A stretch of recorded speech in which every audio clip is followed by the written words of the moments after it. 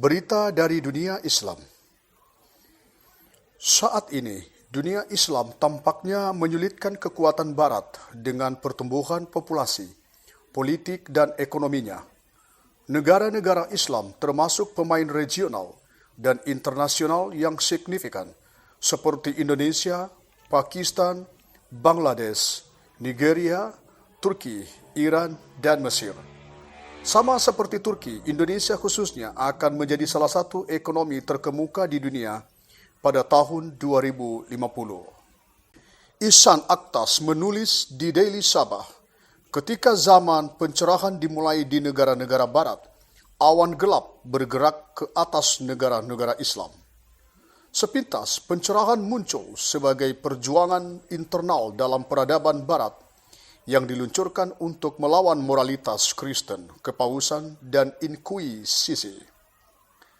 Zaman ini dengan cepat menyebabkan serangkaian inovasi di berbagai bidang, dari politik dan administrasi hingga ekonomi dan teknologi, dan akhirnya membawa perdamaian dan harmoni bagi negara-negara barat.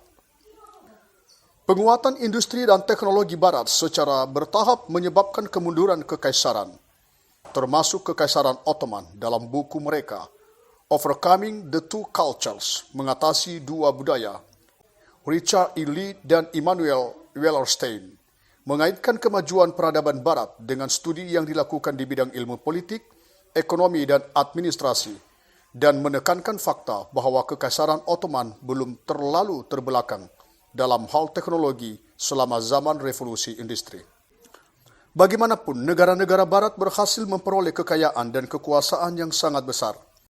Semua nilai yang berada di luar moralitas barat yang hegemonik telah diturunkan peringkatnya sebagai takhayul dan sesat. Pada akhir Perang Dunia I, hampir semua tanah muslim ditempati oleh kekuatan barat. Meskipun demikian, gerakan-gerakan kemerdekaan yang berkembang pesat diikuti oleh fondasi sejumlah negara yang kurang atau lebih independen. Sementara itu, pertumbuhan populasi mulai condong mendukung negara-negara Islam. Meskipun Sabuk Hijau didirikan sebagai strategi geopolitik melawan penyebaran komunisme, politik Perang Dingin berkontribusi pada kebangkitan Islam dalam istilah politik.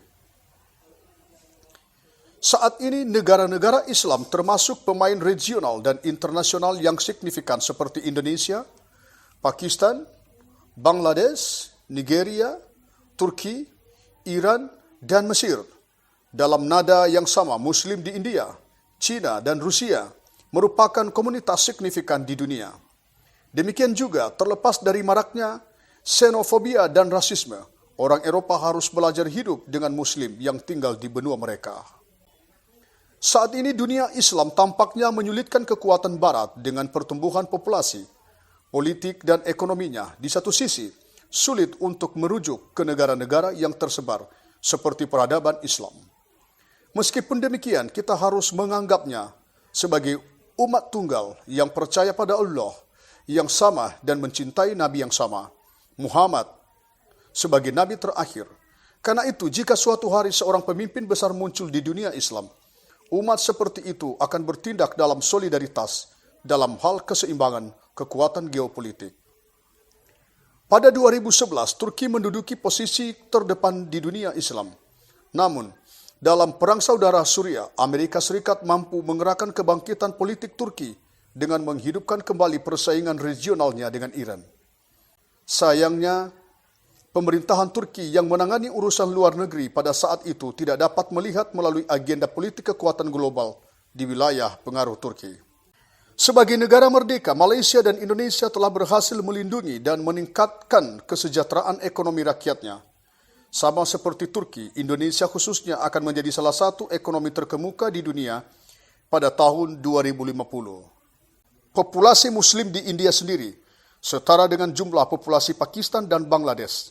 Sayangnya, kami tidak memiliki sumber yang akurat mengenai situasi demografis Muslim di Cina.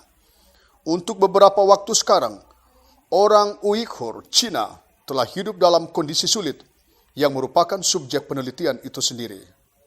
Di Afrika, populasi Muslim yang cukup banyak tinggal di Mesir, Maroko, Sudan, Tunisia, Aljazair, Nigeria, dan Tanzania Karena ratusan tahun pendudukan dan eksploitasi di tangan kapitalisme, di Afrika populasi muslim yang cukup banyak tinggal di Mesir, Maroko, Sudan, Tunisia, Aljazair, Nigeria, dan Tanzania.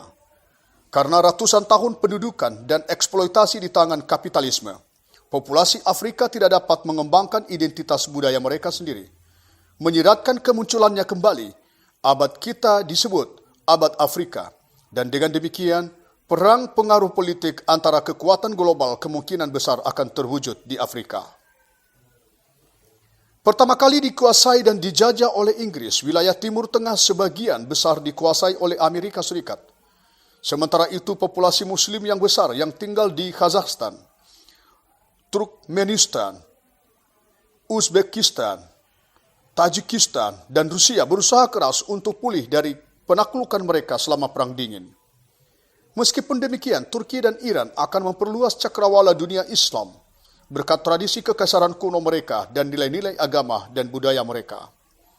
Berjuang melawan pertikaian agama dan agenda politik canggih dari kekuatan neokolonial Barat, dunia Islam pasti akan mencapai keselamatan dan kemakmuran yang layak.